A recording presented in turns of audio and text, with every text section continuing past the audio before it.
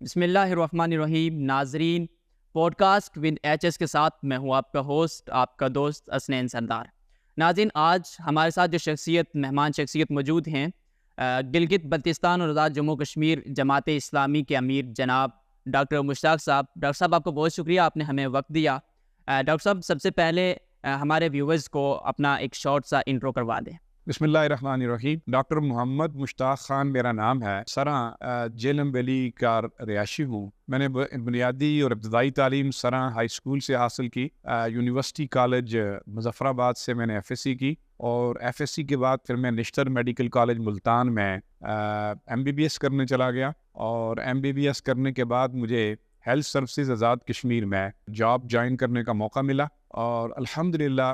کوئی 2-3 سال میں نے ہیلتھ سروسز آزاد کشمیر کو سروسز سے کنیکٹ کرنے کے ساتھ ساتھ زندگی میں ایک بڑا اہم واقعہ ہوا کہ مقبوضہ کشمیر سے مہاجرین اور مجاہدین کی جب بڑی تعداد آزاد کشمیر میں آئی تو ان کی صحت کی سہولیات بہم پہنچانے کے لیے اس وقت اسلامک میڈیکل ایسوسی ایشن نے اور جماعت اسلامی نے مل کر کشمیر سرجیکل ہاسپٹل مظفر آباد کو قائم کیا. اس کے قیام کے ساتھ ہی مجھ سے مطالبہ کیا گیا کہ میں اپنی سرکاری جاب چھوڑ دوں. الحمدللہ میں نے اپنی سرکاری جاب چھوڑ دی اور میں اس کا ایک فاؤنڈنگ ایم ایس بنا. ایک عرصے تک یہ خدمات سر انجام دیتے ہوئے بڑی سالیں ہم نے گزار دی. زلزلہ جب ہوا 2005 میں تو اس عرصے میں مجھے اپنی ایجوکیشن امپروو کرنے کا موقع ملا، تو میں نے ایم ایس پی ایچ کیا ہیلتھ سروسز اکیڈمی پشاور سے، اور ساتھ پھر میں نے ایگزیکٹو ایم بی اے کیا ہیومن ریسورس مینجمنٹ میں. اس کے ساتھ ہی مجھے آزاد کشمیر کی جماعت اسلامی کے کینڈیڈیٹ کے طور پر حلقہ انتخاب جو آج کل حلقہ نمبر 6 ہے مظفر آباد LA 32 کا ہٹیاں بالا کا، تو اس میں مجھے کینڈیڈیٹ کے طور پر الیکشن لڑنے کا موقع ملا. اور پھر میں 2005 Azad Kashmir public service commission کا میں ممبر رہا، اور اسی دورانیے میں جرمن ایک پروجیکٹ تھا جو آزاد کشمیر کا ہیلتھ انفراسٹرکچر اپ گریڈیشن کے لیے جس نے کام کرنا تھا، اور ایک بڑا ویژنری ڈاکٹر تھا جو موراکو سے جس کا بیسک تعلق تھا، جرمن نیشنل تھا، ڈاکٹر خالد یاسین. تو ان کے ساتھ جب ملاقات ہوئی تو کیونکہ میں بھی ایم ایس پی ایچ میں نے کیا ہوا تھا، تو مجھے اسائنمنٹ ملی کہ اگر میں آزاد کشمیر جو faculty of health and medical sciences ہے آزاد جموں کشمیر یونیورسٹی کی، اس میں اگر مجھے school of medical technology, school of public health and school of nursing, یہ 3 انسٹیٹیوٹس اگر قائم کرنے کے لیے میری خدمات میسر آئیں تو بہت اچھا ہوگا. میں نے اس پر رضامندی کا اظہار کر دیا. تو چنانچہ الحمدللہ سب سے پہلے اسکول آف میڈیکل ٹیکنالوجی اس کے قیام کے لیے کوشش کی. اس کے لیے پہلا بیچ اسٹوڈنٹس کا میں نے آزاد کشمیر بھر سے اس کو سلیکٹ کیا، اور پھر میں پبلک ہیلتھ جو ڈپارٹمنٹ تھا faculty of health and medical sciences Azad Kashmir university کا، اس میں ہیڈ آف دا ڈپارٹمنٹ رہا for the period of 7 years. اور اسی عرصے میں پھر مجھے پبلک ہیلتھ میں پی ایچ ڈی ایک راستہ ملا. تو میں نے تھائی لینڈ بینکاک سے چولا لانگ کان یونیورسٹی سے پبلک ہیلتھ میں پی ایچ ڈی کر لی. اور الحمدللہ پھر مجھے آزاد کشمیر کے اس سارے سیٹ اپ میں ہونے کے باوجود منسٹری آف ہیلتھ سعودی عربیہ کی طرف سے بھی ایک آفر آئی کہ میں as a public health specialist in کے ساتھ کچھ عرصہ کام کروں. تو چنانچہ میں 2017 میں چلا گیا سعودی عرب،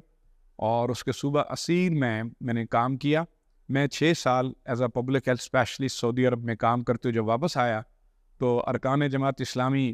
آزاد جموں کشمیر و گلگت بلتستان نے الیکشن پروسیس کے ذریعے مجھے اپنا امیر منتخب کر دیا. تو تب سے آج تک میں ایسی اپنے کام پہ لگا ہوا ہوں. یہ ایک میرا مختصر سا تعارف ہے. رب العالمین ہم سے اپنے دین کی سربلندی کا کام لے لے. ڈاکٹر صاحب، کیونکہ آپ کا تعلق جو ہے وہ راجہ فاروق حیدر صاحب کی فیملی سے ہے، تو جماعت اسلامی کو کیا آپ شروع سے ووٹ اور سپورٹ کرتے تھے یا بعد میں جماعت اسلامی کو جوائن کیا؟ میں نشتر میڈیکل کالج میں ہوتے ہوئے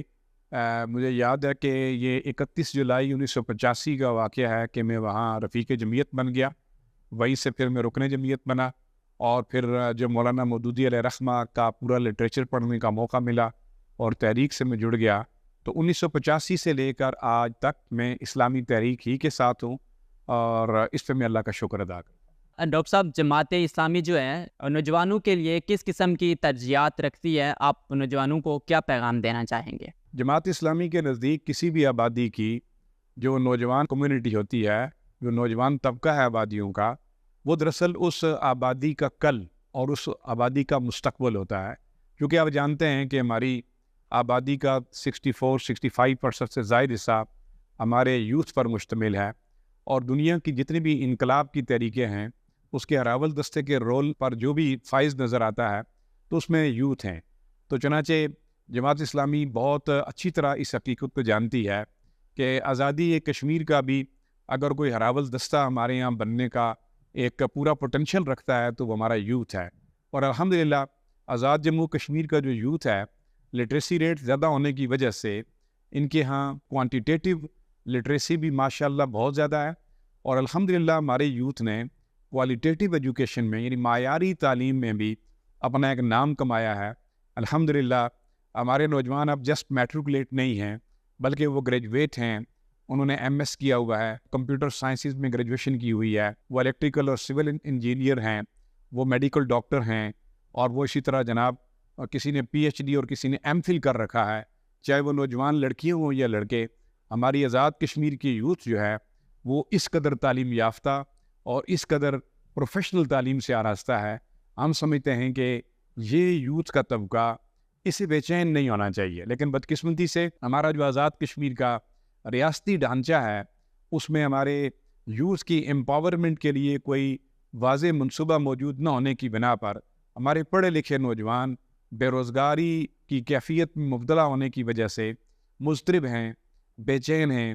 پریشان حال ہیں. اور جتنے بھی پڑھے لکھے لوگ جن کو جب موقع ملتا ہے تو یا تو وہ گلف کی طرف یا یورپ امریکہ کی طرف نکلنے کا بندوبست کرتے ہیں، جو ظاہر ہے کہ یہ والی فیسلٹی ہر نوجوان کو تو میسر نہیں. تھوڑے نوجوان ادھر جا رہے ہیں اور باقی زیادہ پریشان اور بے چین ہیں. جماعت اسلامی یہ کہتی ہے کہ ہم ایک تو نوجوانان ملت کو بلند مقاصد زندگی سے انہیں آشنا کریں، ان کی ایک نظریاتی تربیت وہ جاری رہے، اور ساتھ ساتھ ہم ان کو بے روزگار نہ رہنے دیں. چنانچہ جماعت اسلامی آزاد جموں کشمیر کا یہ پلان ہے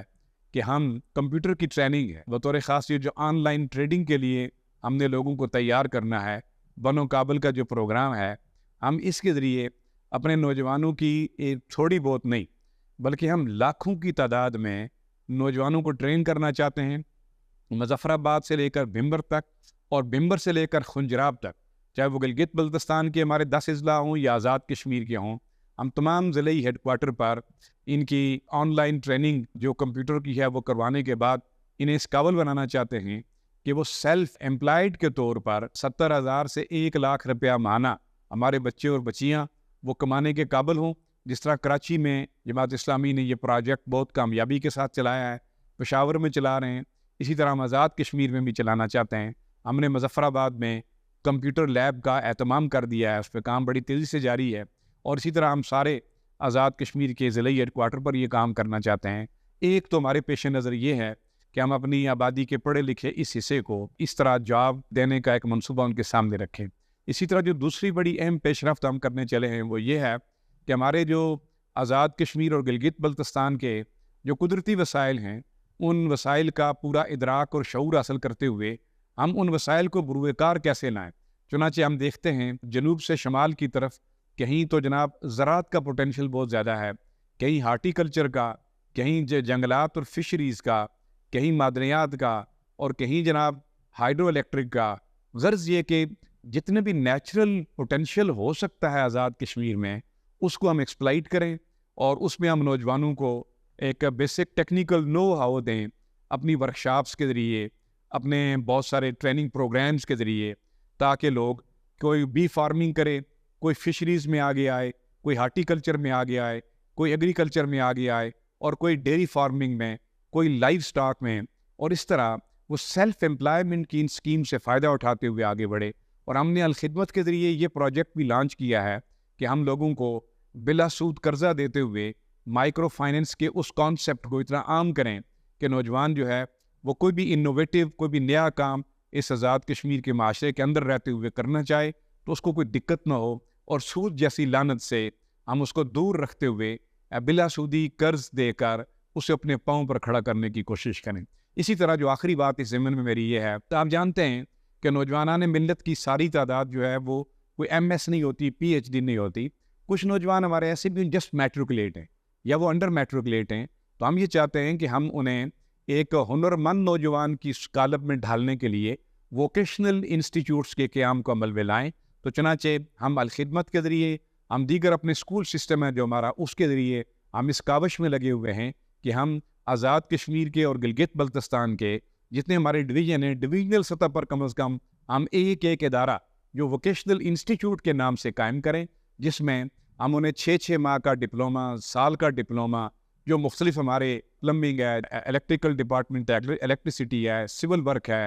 سرویز ہیں، ان ساری جو ضروریات اس وقت دنیا کے یہ ٹولز ہیں، اس میں ہم اپنے نوجوانوں کو ایک بیسک سکل دے کر، ان کو ڈپلومہ دے کر اس قابل بنائیں کہ اگر وہ دنیا میں کسی خطے میں بھی جائیں تو جسٹ وہ ایک راہ مزدور کے طور پر نہیں، بلکہ ایک سکلڈ ڈائنامک ورکر کے طور پر میسر آئیں، جس سے انہیں ٹھیک ٹھاک انکم بھی ان کی بڑھے، اپنی فیملی کو جہاں وہ ریز کریں فائنینشلی، وہاں اپنے ملک کے لیے وہ زر مبادلہ کمانے والا ایک وسیلہ بنے. اور اسی طرح آپ جانتے ہیں کہ ہمارے یہاں 4 میڈیکل کالجز ہیں،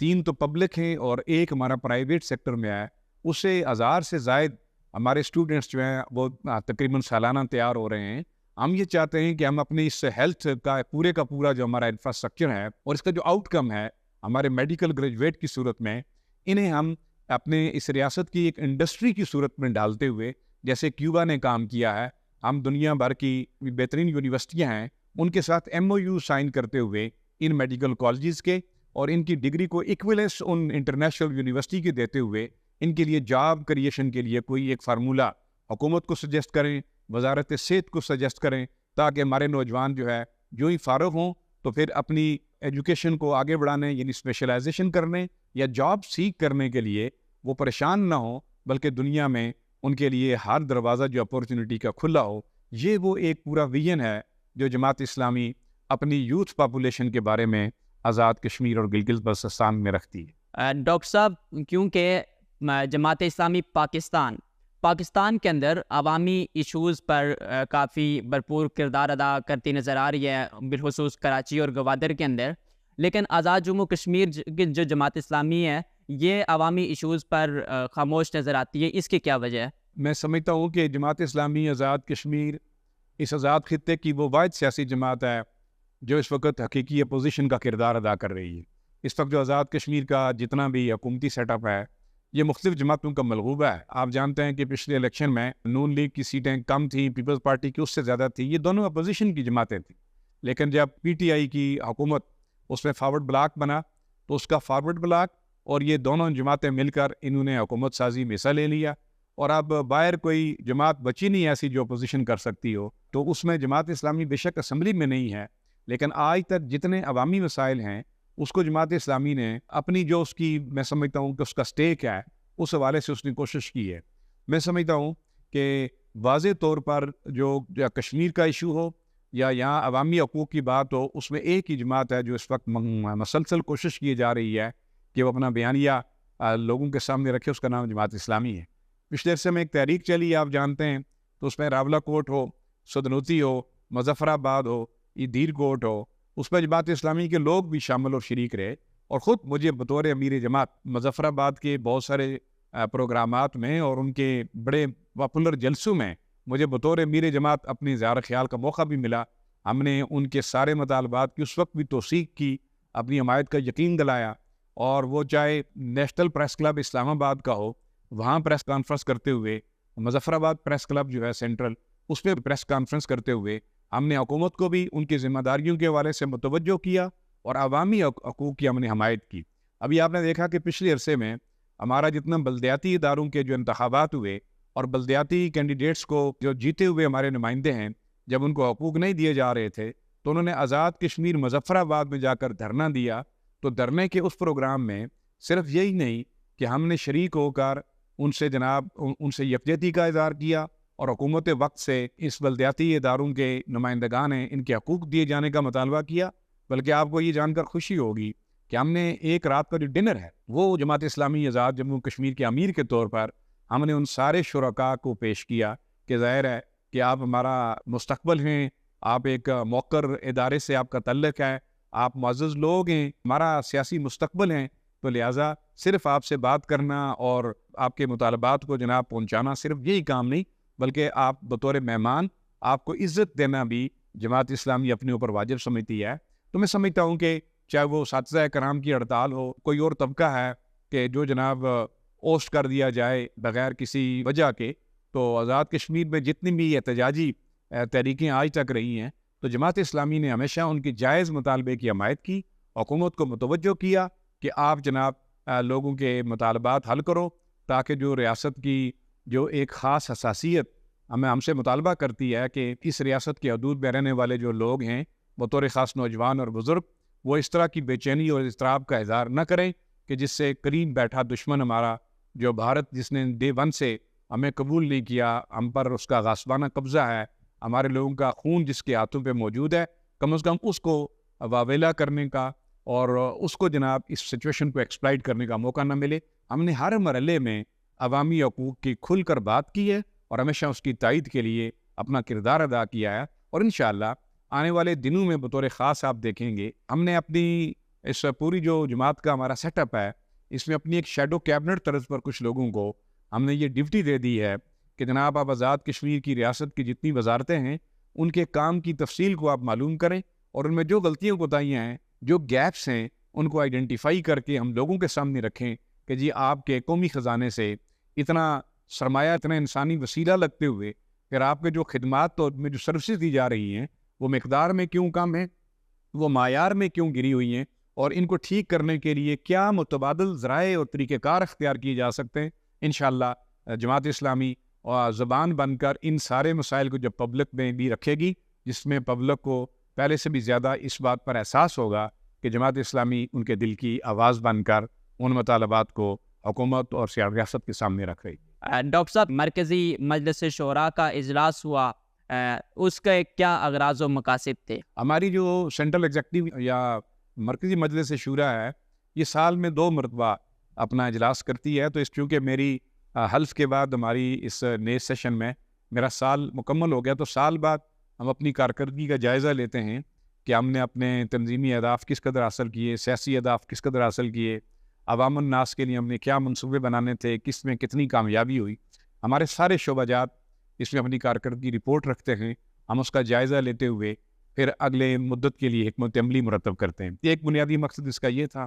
اور دوسرا مقصد یہ تھا کہ چونکہ مقبوضہ کشمیر میں جو جاری تحریک ہے، تحریک کی پشت پر بڑی قربانیاں آپ جانتے ہیں، اور جماعت اسلامی چونکہ اس کی ایک بہت بڑی سٹیک ہولڈر ہے، اس کا بھی جائزہ لینے کے لیے کہ ہم نے بطور قوم اس تحریک کے حوالے سے کیا کھویا اور کیا پایا، اور کیا وہ ایسی غلطیاں ہیں کہ جس کو بطور ریاست ہماری آزاد کشمیر کے حکمرانوں نے آج تک جاری رکھا ہوا ہے، اور اسے روکنے کے لیے کیا تدبیر اختیار کریں، کیا وہ ضروریات ہیں جس کو پورا کرنے کے لیے بیس کیمپ اپنا کردار ادا نہیں کر رہا، اسے متوجہ کریں، کیا وہ کام ہیں جو حکومت پاکستان کو ہمارا چونکہ وزارت خارجہ کا سارے امور چونکہ اس کی نگرانی میں ہیں تو اس کو کرنی چاہیے تھی لیکن وہ نہیں کر پائے، تو ہم ان کو اچھی طرح معلوم کر کے پھر ان کو بھی متوجہ کریں، کیا وہ کام ہیں جو دنیا میں بکھرے ہوئے ہمارے جو کشمیری ڈائسپورا ہے، وہ جناب یورپ میں ہوں، وہ افریقہ میں ہوں، وہ گلف میں ہوں، وہ امریکہ میں ہوں، وہ فار ایسٹ میں ہوں، وہ جاپان میں ہوں، تو ہم ان کی خدمت پہ یہ رکھیں کہ جناب مقدمہ کشمیر کی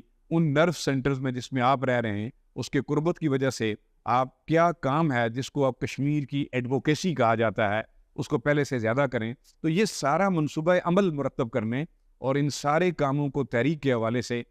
جاننے کے لیے بھی ہم اپنی سینٹرل ایگزیکٹو کا اجلاس کرتے ہیں۔ آخری بات کہ آزاد کشمیر کے عوام اس وقت اپنے بنیادی حقوق کے حوالے سے کس لیول پر ہیں؟ کیا ہمارے نوجوان ان کو روزگار مل رہا ہے؟ کیا ہماری خواتین جو ہماری آبادی کا 51 سے 52% ہیں، کیا ان کو اپنے حقوق اس طرح مل رہے ہیں کہ جیسے کہ ان کا حق ہے؟ اور اسی طرح جناب آبادی کے اور جتنے طبقات ہیں، ملازمین ہیں، تو کیا وہ مطمئن ہیں؟ اس کا بھی ایک جائزہ لیتے ہوئے کہ اگر اس میں کوئی کمی کجی ہے تو پھر اس کو ہم پورا کرنے کے لیے کیا بیانیہ ہم ترتیب دیں، ہم اپنا کیا مطالبات کی لسٹ بنائیں کہ تاکہ جناب ہم اس آزاد کشمیر کی یہ آبادی کہ جس کے بنیادی حقوق کی طرف پوری دنیا کی توجہات بالعموم، لیکن انڈیا بالخصوص اس نے فوکس کیا ہوتا ہے کہ یہاں سے اگر کوئی کجی اور کوئی خامی اس کو نظر آئے تو وہ دنیا بھر میں ایکسپلائٹ کرتا ہے۔ تو جماعت اسلامی نے یہ طے کر رکھا ہے کہ ہم آزاد کشمیر کے اس عوام کی ان کے حقوق کی پاسداری اس طرح کروائیں گے کہ ریاست میں جس کی بھی حکومت ہو وہ ایک اچھی گورننس کا مظاہرہ کرتے ہوئے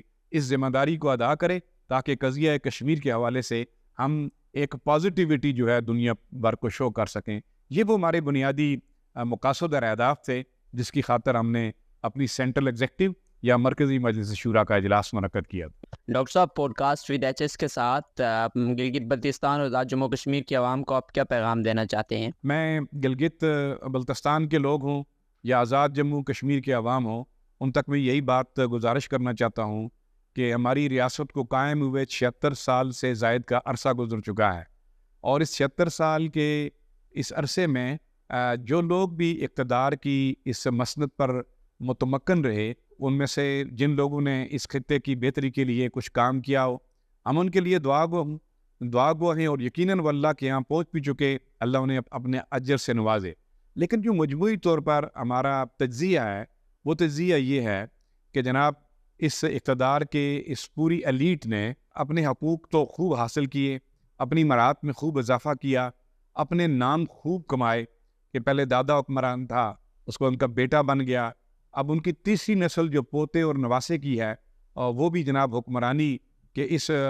مزے میں اپنے آپ کو موجود پا رہی ہے۔ لیکن ہماری مختصر سی آبادی، یہ چاہے وہ گلگت بلتستان کی ہے چاہے وہ آزاد کشمیر کی ہے،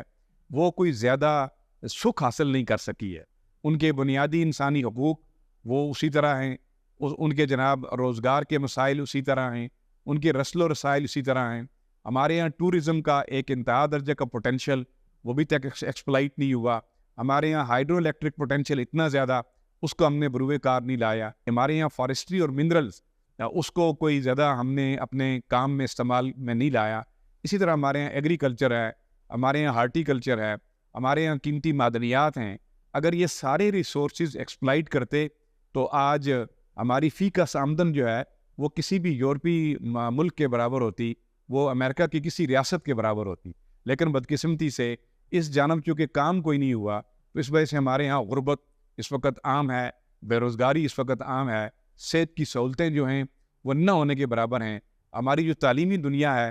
چاہے وہ یونیورسٹیز ہوں چاہے وہ اسکول کالجز ہوں، تو اس میں جناب جو ایک داخلوں کا سسٹم ہے، ہر ایک بندے کے لیے ایجوکیشن آسان نہیں رہی ہے۔ اور ہمارے یہاں جو بطور خاص جو پرائیویٹ سیکٹر ہے اس نے گرو نہیں کیا، اس وجہ سے لوگوں کو جابز میسر نہیں ہیں۔ تو ایک چھوٹی سی ریاست ابھی تک وہ بے چینی اور ایک غربت کے گٹا ٹوپ اندھیرے میں گری ہوئی ہے۔ تو اس کے ساتھ ساتھ جو اس سے بھی خطرناک بات ہے کہ ہماری نوجوان نسل اور ہمارا یوتھ اس کو بے مقصدیت کی طرف دھکیل دیا گیا ہے۔ بڑی تعداد میں لوگ نشہ کر رہے ہیں، منشیات کا ایسا مکروہ دھندا کہ جس میں بڑے ادارے ملوث ہیں ساتھ ہو کر یہ کام کر رہے ہیں، اور چنانچہ ہماری جو یوتھ ہے اس کو اس وقت بے مقصد کر کے اور اس شیشہ اور منشیات کے اس عادی بنا کر انہیں جو کل کی جو ان کے ذمہ داریاں بطور اس ریاست کے شہری کے اور مقبوضہ کشمیر کے آزادی کے ترجمان کے طور پر جو کام کرنا تھا اس سے انہیں بالکل لا تعلق کر دیا گیا ہے۔ ایسے میں جماعت اسلامی گلگت بلتستان کے لوگوں یا آزاد کشمیر کو ان کو ایک ہی پیغام دیتی ہے کہ اٹھیے، اس پرانے فرسودہ سیاسی نظام کہ جس نے سیاسی مافیاز کے علاوہ کچھ اور پیدا نہیں کیا، اس کو تبدیل کرنے کی کوشش کیجیے اور ایک ایسا نظام لائیے جس میں ہم مکمل طور پر آزاد ہوں۔ ہم یہ جو پرائیویٹ فیملی لمیٹڈ سیاسی جماعتیں ہیں، اس سے نکل کر عام انسانوں کی سیاسی جماعت جس کا نام جماعت اسلامی ہے، جس میں موروثیت نام کی کوئی چیز نہیں ہے، اور جس میں آزاد کشمیر کا اور گلگت بلتستان کا بالکل ایک عام سطح کا انسان بھی اس کی قیادت پر آ سکتا ہے، اپنی انٹلیکٹ کی بنیاد پر، اپنی صلاحیت کی بنیاد پر، اپنی للہیت کی بنیاد پر، اپنی قربانی کی بنیاد پر آگے آ سکتا ہے۔ تو یہ وہ جماعت ہے جو سب کا ایک مشترکہ اثاثہ ہے، اس کو جوائن کیجئے۔ یہ رسول خدا صلی اللہ علیہ وسلم کے مشن کو لے کر جہاں کے عوام میں جہاں عدل اور انصاف کا معاشرہ قائم کرتے ان کے حقوق کی بات کرتی ہے، وہی تحریک آزادی کشمیر کی کامیابی اور خون شہیدان کی جو پہرےداری کی بات کرتی ہے۔ تو وقت آ گیا ہے کہ ہماری خواتین بھی، ہمارے نوجوان بھی، ہمارے پڑھے لکھے لوگ بھی اور ہماری سوسائٹی کا ہر فرد وہ تبدیلی کے اس سفر میں جماعت اسلامی کا ساتھ دے، اس کی ممبرشپ اختیار کرے اور اس کے اداروں کے ساتھ تعاون کرے اور اس کے بہترین نظریے کو